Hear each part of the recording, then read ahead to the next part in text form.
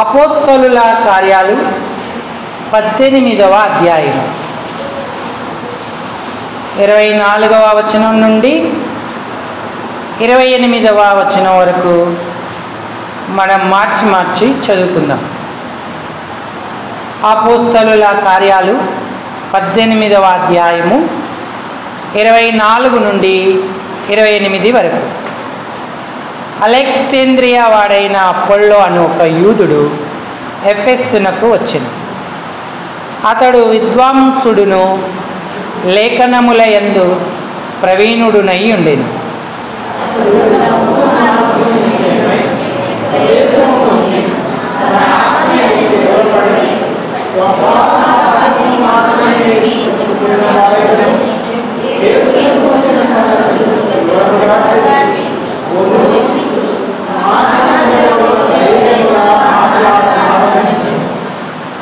Priscilla అకులయు విని అతన్ని చేర్చుకొని దేవుని మార్గం మరి పూర్తిగా అతనికి విశదపరిచింది.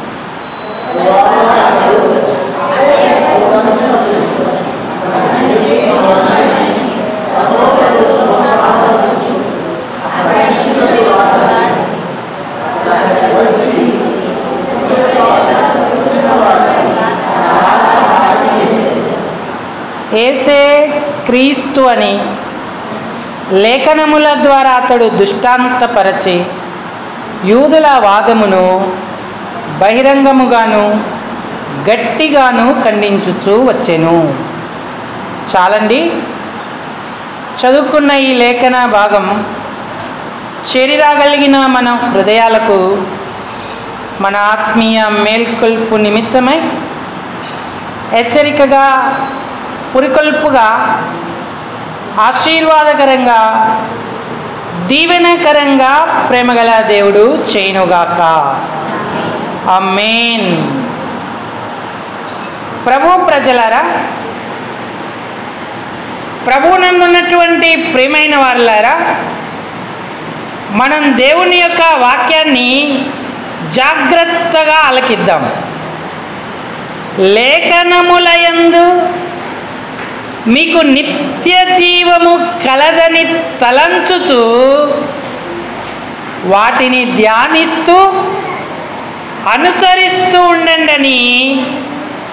పరిశుద్ధాత్మ ప్రేరణలో దైవజనులైన వారు దేవుని వాక్యానుసారంగా మనకు బోధిస్తూ ఉన్నారు. ఆ లేఖనం లేదా వాక్యం మనకు ఆత్మీయ ఆహారమై ఆత్మను నూతనపరుస్తూ, ఉజ్జీవింపజేస్తూ, పునరుద్ధరిస్తూ దేవుని కార్యాలను నెరవేర్పింపజేస్తుంది. మనం చదువుకున్నటువంటి లేఖన భాగంలో అపోల్లో అనే ఒక యూదుడు కనబడుతూ ఉన్నాడు. అలెగ్జాంద్రియా వాడు అన్నాడు. అలెగ్జాంద్రియా పట్టణం ఈజిప్టులో ఒకప్పుడు ముఖ్యమైన పట్టణముగా ఉండింది. మహా అలెగ్జాండర్ ఆ ప్రాంతాలను జయిస్తూ వచ్చినప్పుడు ఆ పేరు ఆ పట్టణానికి పెట్టబడింది. అంతేకాదు, ఈ అలెగ్జాంద్రియా పట్టణం యూదులకు ప్రత్యేకంగా ఇచ్చారు. అక్కడ 52 పట్టణాలు ఉన్నాయి, అందులో ఈ పట్టణం ఒకటి. ఈ పట్టణం ప్రపంచ వింతలలో కూడా ఒక వింత. అక్కడ యూదులు నివాసం ఉన్నటువంటి వారిగా ఉన్నారు. అక్కడ పుట్టినవాడే అపోల్లో. అక్కడ గొప్ప యూనివర్సిటీ ఉంది. అపోల్లో ఎంతో విద్యను సంపాదించాడు. అతడు విద్వాంసుడు, లేఖనముల యందు మా ప్రవీణుడై ఉండేను అన్నాడు. ఉన్నటువంటి పట్టణాలలో ఈ పట్టణం ఎంతో ధనాన్ని లేదా మంచి ఉన్నత స్థితి కలిగినటువంటి పట్టణం. చాలా హైలీ క్వాలిఫైడ్ పీపుల్స్ అక్కడ ఉంటారు, ఆ ప్రజలు అక్కడ ఉంటారు. అలెగ్జాంద్రియా నుంచి వచ్చారంటేనే వీరు ఎంతో గనులు, ముఖ్యమైన వారు అని గుర్తిస్తూ ఉంటారు. అపోల్లో అక్కడ నుండి ఎఫెసుకు వచ్చాడు. కానీ ఇతన్ని చూస్తే అలెగ్జాంద్రియా వాడిలాగా కనబడలేదు. ఎందుకంటే ధనవంతులకున్న దర్పం, డంబం, వారి హోదాకు తగినటువంటి ఆ స్థాయికి తగిన వారిని చూసుకొని వాటిని బట్టి నడుచుకునేటువంటి పరిస్థితి అపోల్లోకు లేదు. అపోల్లో ఎంతో తగ్గింపు గలవాడిగా కనబడతా ఉన్నాడు. యేసును రక్షకుడిగా అంగీకరించాడు. ఇతరులకు కూడా ఆ సత్యాన్ని చెప్పాలన్న వాంఛతో ఆ ప్రాంతాన్ని విడిచిపెట్టి ఆయనను ప్రకటిస్తూ ఎఫెసు అనే ప్రాంతానికి వచ్చాడు. ముఖ్యంగా అపోల్లోలో మనకు కనబడుతున్న మొట్టమొదటి లక్షణం ఏంటంటే ఎంతో తగ్గింపు కలిగిన వ్యక్తిగా ఉన్నాడు. మంచి విద్య ఉన్నా, ప్రావీణ్యత ఉన్నా, ఆస్తిపాస్తులున్నా, ఎంతో ధనవంతుడైనా, తన స్థాయి గొప్పదైనా అవేమీ ఆయన లక్ష్య పెట్టలేదు. యేసును బట్టి తను తాను తగ్గించుకొని దేవుని ఏర్పాట్లో ఉన్నాడు. ఆయన అక్కడి నుంచి వచ్చిన తర్వాత ఇంకా ఆయన పరిచర్యలో ఎంతగానో కష్టపడ్డప్పటికీ కూడా అతిశయపడిన వాడిగాను, గొప్పలు చెప్పుకున్నటువంటి వాడిగాను కూడా అపోల్లో కనబడలేదు. అపోల్లో గురించి మనం తక్కువగా వింటూ ఉంటాం. కేఫా గురించి వింటాం, పౌలు గురించి వింటాం, ఇతర అపోస్తలులు బర్నబా గురించి వింటూ ఉంటాం. కానీ అపోల్లో గురించి చాలా తక్కువగా మనం వింటూ వస్తూ ఉంటాం. ఈ అపోల్లో ఎంత స్థాయికి తను తాను తగ్గించుకున్నప్పుడు దేవుడు హెచ్చించాడంటే అపోస్తలులైన వారి పక్కన నిలబడేటువంటి కృపను దేవుడు అపోల్లోకు అనుగ్రహిస్తూ వచ్చాడు. కొరింథీ రాసిన మొదటి పత్రిక 1వ అధ్యాయము 12వ వచనం చదవండి. మీలో ఒక్కడును, మీలో ఒక్కడు నేను పౌలు వాడను, నేను అపోల్లో వాడను అంటూ ఉన్నాడు. మరి ఒకడు నేను కేఫా వాడను,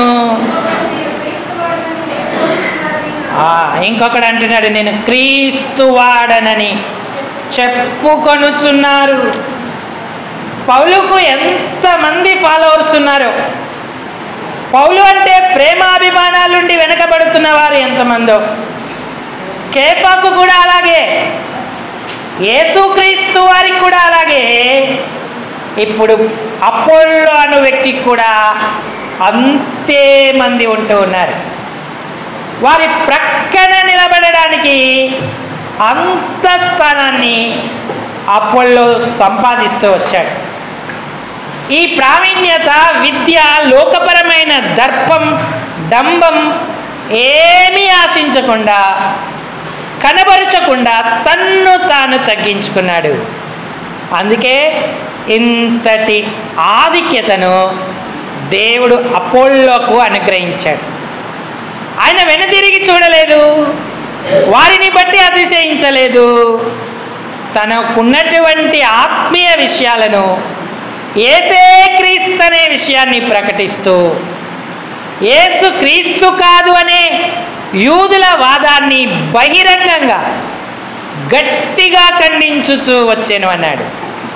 ఈనాడు దేవుని పిల్లలమైన మనం ఇలాంటి తగ్గింపు కలిగి ఉంటున్నామా? విశ్వాసులు, సేవకులు, దేవుని పిల్లలందరూ కూడా అపోల్లో వలె తగ్గింపు కలిగి ఉంటే అపోల్లోను హెచ్చించినట్టుగా దేవుడు హెచ్చించేటువంటి వాడుగా ఉంటాడు. ఈ దినాలలో సార్వత్రికంగా చూస్తే ఎంతో ప్రమాదకరమైన పరిస్థితుల్లో దేవుని పిల్లలు ఉన్నారు, సేవకులు ఉన్నారు. తెలిసినది కొంచెమే అయినా డంబముగా, దర్పముగా ఉంటా ఉన్నారు. అంతేకాదు ఆయన వస్త్రాలు కూడా సాధారణమైనవి. ఈనాడు మనం ఎంత మోసపోతూ ఉన్నాం. సేవకుడంటే సూటు బూటు వేసుకోవాలనుకుంటా ఉన్నాం. మీడియా ద్వారా, ఇతరమైనటువంటి వాటి ద్వారా చూసే వ్యక్తులు వారికి తెలియకుండానే మోసపోతున్నారు, ప్రజలను మోసపుచ్చుతా ఉన్నారు. అపోల్లో యూదుడయ్యుండి గొప్ప ధనవంతుడయ్యుండి అలాంటి వాటిని ఏమీ మనస్కరించకుండా సాధారణ ప్రజలతో పాటు తగ్గించుకొని గొప్ప ఆశీర్వాదాన్ని పొందాడు. ఈనాడు మనం అలాంటి కృపను అనుభవిస్తున్నామా? తగ్గింపే మన ఆత్మీయ జీవితపు ఆశీర్వాదానికి మూలం. తను తాను హెచ్చించుకొని వాడు తగ్గింపబడును, తను తాను తగ్గించుకొనిన వాడు హెచ్చింపబడును అన్నాడు. నువ్వు దేవుని కృపలో దేవుని దయలో హెచ్చించబడాలంటే మనము తగ్గించుకునేటువంటి వారంగా ఉండాలి. మనకు భౌతికంగా ఉన్న వాటిని బట్టి అతిశయపడకూడదు. ఆయనను కలిగి ఉన్న దాన్ని బట్టి మనం ఎప్పుడైతే తగ్గించుకుంటామో ఆ గొప్ప ధన్యత మనకు కలుగుతూ ఉంది. అపోల్లోలో మొదటి విషయం ఇది. ఇక రెండవ సంగతి ఏంటంటే, అపోల్లో ఎప్పుడు కూడా నేర్చుకోవాలనే తత్వం కలిగిన వాడు, నేర్చుకునే గుణము కలిగినటువంటి వాడిగా ఉన్నాడు. అపోస్తలుల కార్యాలు 18వ అధ్యాయము, అపోస్తలుల కార్యాలు 18వ అధ్యాయము 26వ వచనం చదవండి. ప్రిస్కిల్లా అక్కులయు విని అతనిని చేర్చుకొని దేవుని మార్గము మరీ పూర్తిగా అతనికి విశదపరచిరి అన్నాడు. అలెగ్జాండ్రియాలో ఉన్నప్పుడు యోహాను బాప్తిస్మం మాత్రమే ఈయన ఎరిగి ఉన్నాడు. యోహాను ఇశ్రాయేలుకు మాత్రమే ప్రకటిస్తూ మెస్సియా వస్తున్నాడు, మీరు అందరూ మారుమనసు పొందండి అని నీటిలో వారికి బాప్తిస్మం ఇస్తూ వచ్చాడు. యేసు గురించిన విషయాలను కూడా తెలుసుకున్నవాడై ఆయన గురించి బోధిస్తున్నాడు. ఆయనే మెస్సియా అని ప్రకటిస్తూ ఉన్నాడు. అయితే ఎంత విద్వాంసుడు, లేఖనాలయందు ప్రావీణ్యత కలిగిన వాడైనప్పటికీ కూడా సమాజ మందిరంలో ధైర్యంగా మాట్లాడుతున్నప్పుడు ప్రిస్కిల్లా అకులయు విని అతన్ని చేర్చుకున్నారు. అపోల్లో యేసుక్రీస్తు గురించి నువ్వు చెప్పుతున్నది ఎంతో శ్రేష్టంగా ఉంది, నీకున్న ధైర్యాన్ని బట్టి మేము సంతోషిస్తున్నాం. అయితే నువ్వు ఇంకా మరికొన్ని విషయాలను కూడా తెలుసుకోవాలని చెప్పి మరీ దేవుని మార్గమును గురించి పూర్తిగా అతనికి విశదపరిచిరి అన్నాడు. అంటే తాను తెలుసుకోవాల్సిన విషయాలు ఇంకా ఉంటే అపోల్లో ఎప్పుడు కూడా తృణీకరించలేదు. ఎఫెసులో వారితో కలిసి ఉంటూ అకుల చెప్పిన సంగతులను నేర్చుకున్నాడు, ప్రిస్కిల్లా చెప్పిన సంగతులను నేర్చుకున్నాడు. ఓహో, యేసు ప్రభు వచ్చిన తర్వాత ఇలాగ జరిగిందా, ఇన్ని విషయాలున్నాయా, నేను ధర్మశాస్త్రంలో ప్రావీణ్యనే కానీ ఈ సంగతులు ఇంకా నాకు తెలియలేదే అని అన్నిటినీ నేర్చుకుంటూ బలపడుతూ వచ్చాడు. దేవుని వాక్యం దగ్గరికి వచ్చినప్పుడు మనందరం కూడా విద్యార్థులమే. రక్షణ పొందడం, బాప్తిసం తీసుకోవడం, సంఘానికి రావడం మాత్రమే కాదు, నేర్చుకోవలసిన అనేక సంగతులు ఇంకా మిగిలి ఉన్నాయి. మన ఆత్మీయ జీవితంలోనూ భౌతికంగాను విశదంగా తెలుసుకోవలసిన సంగతుల విషయమై మనము విద్యార్థుల వలె ఆయన సన్నిధిలో ఉంటున్నామా? నా కాడి నెత్తుకొని నా యొద్ద నేర్చుకొనుడి అన్నాడు యేసయ్య. నా కాడి సులువు, నా భారము తేలిక అన్నాడు. ఆ తేలికైన భారం, సులువైన కాడి మన మీదనుంటే మరిన్ని సంగతులను మనం నేర్చుకుంటాం. ఇంకెందుకండి, నాకు అన్నీ వచ్చాయి, వాక్యం చదవడం వచ్చు, సువార్తను నమ్మాను, బాప్తిసం తీసుకున్నాను, పాట పాడతాను, సంఘానికి వస్తాను, పరిచర్య చేస్తాను అంటే కాదు. నువ్వు ఎంత ఎక్కువ నేర్చుకోవాలని దేవుడికి కోరుతున్నాడో అంత ఎక్కువగా నేర్చుకోవడానికి ఎప్పుడూ సిద్ధంగా ఉండాలి. అపోల్లో మొట్టమొదట తగ్గించుకున్న వ్యక్తిగా ఉన్నాడు. రెండవదిగా నేర్చుకునే గుణం కలిగిన వాడు ఉన్నాడు. ఆత్మీయ విషయాలు అందరికీ నేర్పబడవు. ఇక నాకు చాలు అనుకున్నవారు కొత్త విషయాలు ఎప్పుడు కూడా నేర్చుకోలేరు, నూతనమైన అనుభవాలలోకి రారు. అకులా ప్రిస్కిల్లలు కొద్ది మాత్రమే చదువుకున్నారు, కానీ అపోల్లో విద్వాంసుడు, ఎంతో ప్రావీణ్యత కలిగిన వ్యక్తి.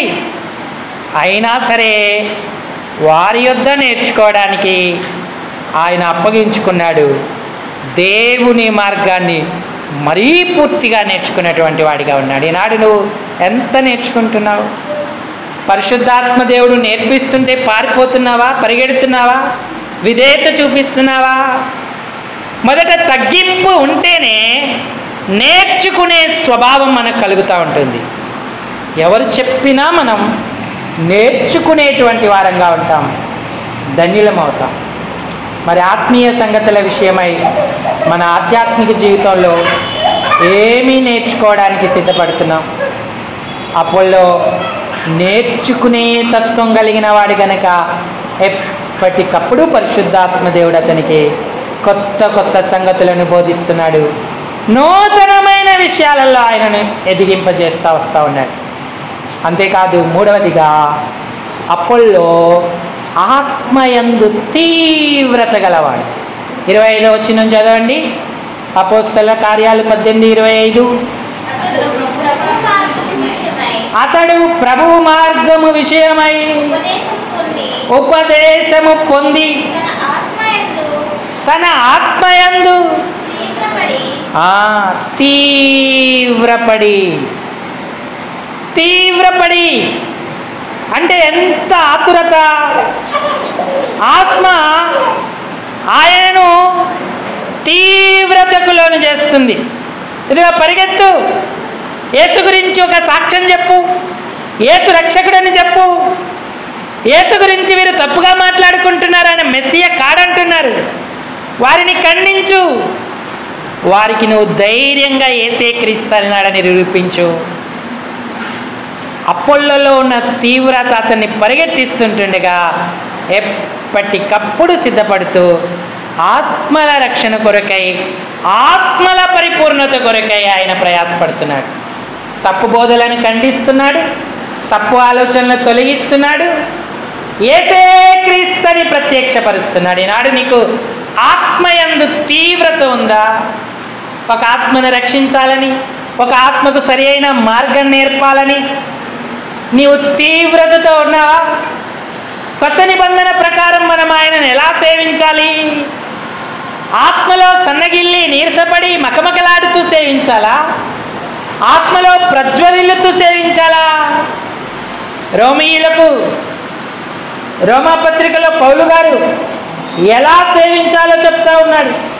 రోమాపత్రిక 5వ అధ్యాయము, రోమాపత్రిక 12వ అధ్యాయానికి రండి. రోమీలకు రాసిన పత్రిక 12వ అధ్యాయము 11వ వచనం చదవండి. ఆసక్తి విషయములో మాన్యులు కాక ఆత్మయందు తీవ్రత గలవారై, నాతో చెప్పండి, ఆత్మయందు, ఇంకొంచెం గట్టిగా చెప్పండి అమ్మా, ఆత్మయందు తీవ్రత గలవారై ప్రభువును సేవించుడి. మనం అలాంటి అనుభవాన్ని పొందుతున్నామా? లోక విషయాల గురించి మనకెంతో తీవ్రత ఉంటుంది, కానీ ఆత్మీయ విషయాలపై తీవ్రతను చూపించాం. ఓ సంఘ ప్రార్థనకు రావాలని తీవ్రత ఉందా నీ ఆత్మలో? ఓ స్త్రీల కూటం కోల్పోవద్దు అనే తీవ్రత ఉందా? అయ్యో రాత్రికాల ప్రార్థనలో సంఘం ఉపవాసం ఉండి కన్నీరు విడుస్తూ ఉంది, నేనెక్కడున్నాను? సంఘంతో కలిసి తీవ్రతతో ఆయనను సేవించడానికి నువ్వు సిద్ధంగా ఉన్నావా? సంఘ సహవాసం నీకు తీవ్రతను నేర్పుతుందా? ఆత్మలో తీవ్రత ఉందా? ఆరిపోయావా? ఆదివార ప్రభుదినమని గుర్తెరిగి కూడా అలవాటుగా ఆలస్యంగా వచ్చే నీకు ఆత్మలో ఇంకా తీవ్రత ఎలా వస్తుంది? ఎప్పుడు తీవ్రతను సంపాదిస్తావు? ఎప్పటికప్పుడు అప్పుల్లో తీవ్రపడతా ఉన్నాడు. ఎక్కడికి వెళ్ళాలి? అక్కడికి వెళ్ళాలా? ఎఫెస్కి వెళ్ళాలా? కొరందు పట్టణానికి వెళ్ళాలా? ఎవరితో కలిసి నేను సేవ చేయాలి, ఎలాగో వాక్యాన్ని ప్రకటించాలని పరిగెడతా తీవ్రపడి ఆయనను సేవిస్తూ ఉన్నాడు. ఈనాడు మనం అలాంటి తీవ్రతను కోల్పోతున్నాం. అంత్య దినాలలో ఉన్నాం. అపాయకర కాలాలు. మరోపక్క సాతాను కూడా మనం ఎంత చల్లగా ఉంటే అంత మంచిదని ఉద్దేశించి అనేకమైన వ్యవహారాలలో మనల్ని ఇరికిస్తూ ఉన్నాడు. ప్రార్థనకి, సంఘ సహవాసానికి దూరం అవుతూ ఉన్నాం. దేవుణ్ణి తీవ్రతతో సేవించలేనటువంటి వారిగా ఉన్నాం. ప్రియులారా, అపోల్లో తగ్గించుకున్న వ్యక్తి, అపోల్లో నేర్చుకోవాలని ఆశ కలిగిన వాడు, నేర్చుకుంటున్నవాడు, అపోల్లో ఆత్మయందు తీవ్రత కలిగిన వాడిగా ఉన్నాడు. అంతేకాదు అపోల్లలో ఇంకా 2 లక్షణాలు ఉన్నాయి. 27వ వచనం సహాయం చేయండి. తర్వాత అతడు అక్కయ్యకు పోదలచినప్పుడు అతనిని చేర్చుకొనవలనని సహోదరులు ప్రోత్సాహపరచుచు అక్కడున్న శిష్యులకు రాసిరి. చాలు. అపోల్లో పోదలచినప్పుడు అన్నాడు. అకులా ప్రిస్కిల్ల దగ్గర ఎంతకాలం ఉన్నాడో తెలియదు, కానీ విశదంగా నేర్చుకున్న తర్వాత అక్కయ్యకు పోదలచాడు. అంటే అర్థం ఏంటంటే శిష్యుల సహవాసాన్ని అపేక్షిస్తున్నాడు. సహోదరుల దగ్గరికి వెళ్ళాలనే ఆశ కలిగి ఉన్నటువంటి వాడిగా ఉన్నాడు. ఈనాడు నువ్వు సంఘముతో, సహోదరులతో, సహోదరులతో ఇలాంటి సహవాసానికి ఆశపడతా ఉన్నావా? పోదలుస్తున్నావా? సంఘానికి, అక్కరలో ఉన్న వారి దగ్గరికి, అవసరతలో ఉన్న వారి దగ్గరికి, మన ఆదరణ అవసరమైన వారి దగ్గరికి పోదలుచుతున్నావా? సహవాసం ఎంత దీవెనను, దయను మనకు అనుగ్రహిస్తూ ఉంటుంది. అపోల్లో పౌలుతో సహవాసి, వారిద్దరు మంచి స్నేహితులు. మరణ పర్యాంతరం వరకు ఒకరినొకరు ప్రోత్సహించుకున్నారు. సువార్త వ్యాపకత్వం కొరకు, ఆత్మల సంపాదన కొరకు తమ్మును తామే అర్పించుకున్నటువంటి వారిగా ఉన్నారు. అపోల్లోను పౌలు గారు ఎంతో ప్రేమించారు, అభిమానించారు. అపోల్లో కూడా పౌలుతో అలాంటి మంచి సహవాసం చేశాడు. కొరంథీకి పౌలు వెళ్ళి ఆత్మలను రక్షించి అక్కడ నాటి వచ్చిన తర్వాత ఆ సంఘాన్ని ఎవరికి అప్పగించాలి, దాన్ని ఎవరైతే చక్కగా చూసి అభివృద్ధి చేస్తారు, బలపరుస్తారని పౌలు గుర్తించి తన ప్రియ స్నేహితుడు, సహవాసి అయిన అపోల్లోకు ఈ పని అప్పగించాడు. అపోల్లోను కొరంథీకి పంపించాడు. అక్కడ ఉన్న సంఘాల అభివృద్ధికి అపోల్లో కారణమయ్యాడు. పౌలుతో కలిసి ఈ పనిలో ఎంతో ప్రయాసపడినటువంటి వాడిగా ఉన్నాడు. కొరంథీ రాసిన మొదటి పత్రిక 3వ అధ్యాయము 6వ వచనం. కొరంథీ మొదటి పత్రిక 3వ అధ్యాయము పౌలు అంటున్నాడు, నేను నాటి తిని, అపోల్లో నీళ్లు పోసెను, వృద్ధి కలగజేసిన వాడు దేవుడే. పౌలు నాటాడు అంటే ఆత్మలను రక్షించి ఒక దగ్గర సమకూర్చాడంతే. కానీ అపోల్లో నీళ్లు పోసెను అన్నాడు. నీళ్లు పోసెను. నాటే పని 1-2 రోజుల్లో పూర్తవుతుంది. ఒకసారి నాటితే సరిపోతుంది. కానీ నీళ్లు పోసే పని 1 రోజుతో అవ్వదు, 1 వారముతో అవ్వదు, నీళ్లు పోయడానికి ఎంతో కష్టపడాలి. నీళ్లు కూడా ఎప్పుడు పడితే అప్పుడు పోయొద్దు.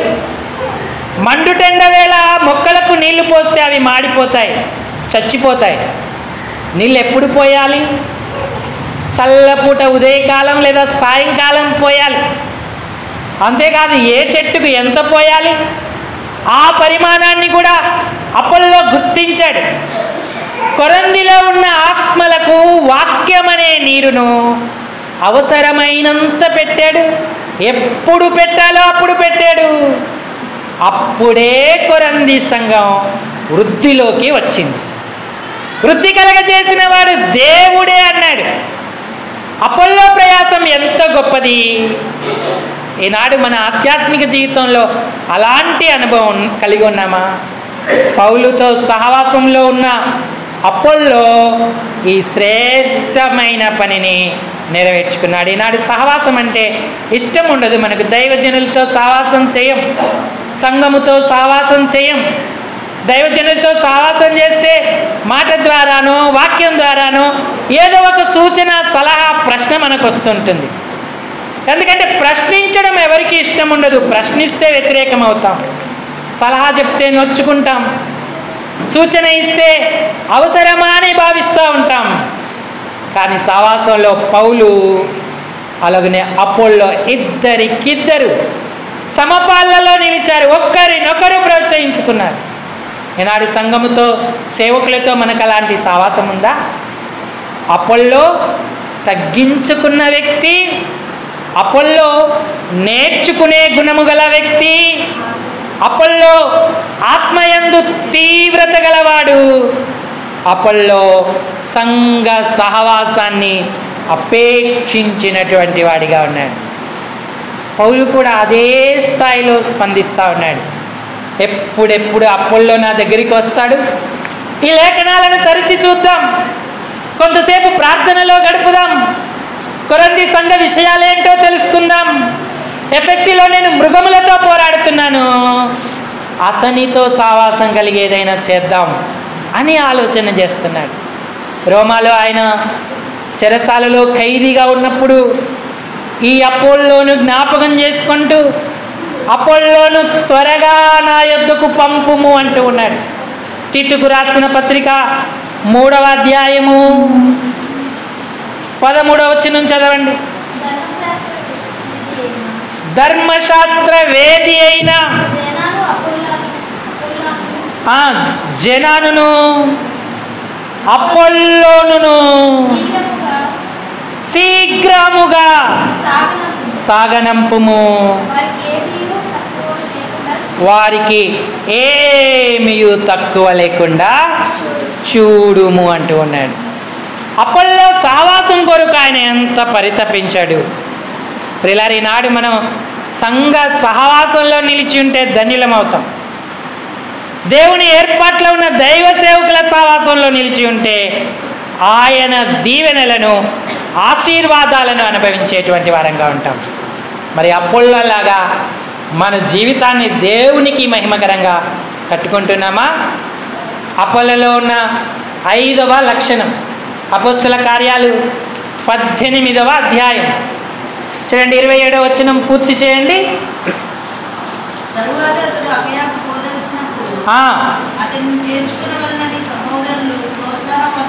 అతనిని చేర్చుకొనవలనని సహోదరులు ప్రోత్సాహపరచుచు అక్కడి శిష్యులకు రాసిరి. అతడక్కడికి వచ్చి దేవుని కృపచేత విశ్వసించిన వారికి చాలా సహాయము చేసెను. నాతో చెప్పండి, అపోల్లో టిఫిన్ చేసి వచ్చారా వెనుకున్న వాళ్ళు? రత్నక్క ఆ చేయాల పెట్టకండి, నిద్ర వచ్చేస్తుంది. అసలే జోలపాటలాగా ఉంటుంది అయ్యగారి వాక్యం. నాతో చెప్పండి, గట్టిగా చెప్పండి. అపోల్లో చాలా సహాయము చేసెను. ఇది అపోల్లోలో ఉన్న 5వ లక్షణం.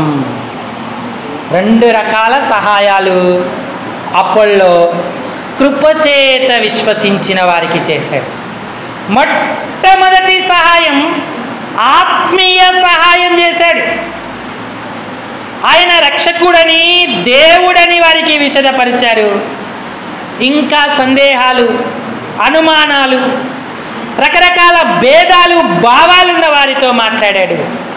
గట్టిగా ఖండించాడు. ఆ వాదాన్ని ఆయన బహిరంగంగా కూడా ఖండించుతూ వచ్చాడు. వారికి చాలా సహాయం చేశాడు. ఆత్మీయ సహాయం ఎంత గొప్పది! ప్రార్థనలో సహాయం చేయడం, పరిశుద్ధతగా ఉండడానికి సహాయం చేయడం, వాక్యం చదవడానికి, ధ్యానించడానికి సహాయం చేయడం ఆత్మయందు ఎదుగుటకు కారణమవుతుంది. అందుకే దేవుడు కొరింథీ సంఘాన్ని వృద్ధి చేశాడు. ఎంత వృద్ధి కలిగింది అంటే ఏ కృపావరములో కూడా లోపము లేని వారగునంత వృద్ధి కలిగింది. అక్కడ 12 రకాలైన కృపావరాలు కలిగిన వారు ఉన్నారు.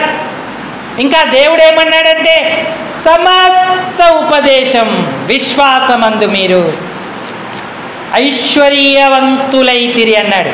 కొరింథీకి రాసిన మొదటి పత్రిక 5-6 వచనాలు, మొదటి అధ్యాయము. కొరింథీలకు రాసిన మొదటి పత్రిక ఆ క్రీస్తును గూర్చిన సాక్ష్యము మీలో స్థిరపరచబడినందున ఆయన యందు మీరు ప్రతి విషయములో అనగా సమస్త ఉపదేశములోను సమస్త జ్ఞానములోను ఐశ్వర్యవంతులైతిరి అన్నాడు. ఏ కృపావరమందును లోపము లేక మీరు మన ప్రభువైన యేసుక్రీస్తు ప్రత్యక్షత కొరకు ఎదురు చూచుచున్నారు అన్నాడు. ఇంకా కొరింథీకి చెప్పాల్సిన సంగతులు ఏమీ లేవన్నంతగా వారు ఎదిగారు. సమస్త ఉపదేశాన్ని పొందారు, సమస్త జ్ఞానములో ఐశ్వర్యవంతులయ్యారు, అన్ని కృపావరాలు వారికి ఉన్నాయి. అంతగా అభివృద్ధి చెంది యేసుక్రీస్తు యొక్క ప్రత్యక్షత కొరకు ఎదురు చూచేటువంటి వారిగా ఉన్నారు. మరి ఇంత పండిన చెట్టుకు పురుగులు పట్టకుండా ఉంటాయా? అందుకే సాతాను కొరింథీ సంఘాన్ని దృష్టించి రకరకాలైన భేదాలను, రకరకాలైనటువంటి అజ్ఞానాన్ని అందులో చొరబెట్టారు. అందుకే ఈ కొరింథీ మొదటి పత్రిక, 2వ పత్రిక తిరిగి రాయాల్సి వచ్చింది. అపోల్లో, పౌలు మంచి సావాసులే కాదు, ఇద్దరు కూడా ఆత్మీయంగా సంఘానికి సహాయం చేశారు, భౌతికంగా కూడా సంఘానికి, అంటే అక్షరార్థమైన సహాయాన్ని కూడా వారు చేస్తూ వచ్చారు. పౌలుకు ఎంత ధైర్యం అంటే ఎవరినో ఒకరి మీద పెట్టి చెప్తే వాళ్ళు బాధపడతారు, తిరగబడతారు, విరోధంగా మాట్లాడతారు. కానీ అపోల్లో మీద పెట్టి చెప్తే అపోల్లో అర్థం చేసుకుంటాడు, గ్రహిస్తాడు. అతడు నాకు మంచి సహకారాన్ని గుర్తించి ఆయనను గురించి మాట్లాడుతున్నాడు. మొదటి కొరింథీ పత్రిక 3వ అధ్యాయం 4వ అధ్యాయము 6వ వచనం. సహోదరులారా, మీరు మమ్మును చూచి లేఖనములయందు రాసిన సంగతులను అతిక్రమింపకూడదని నేర్చుకొని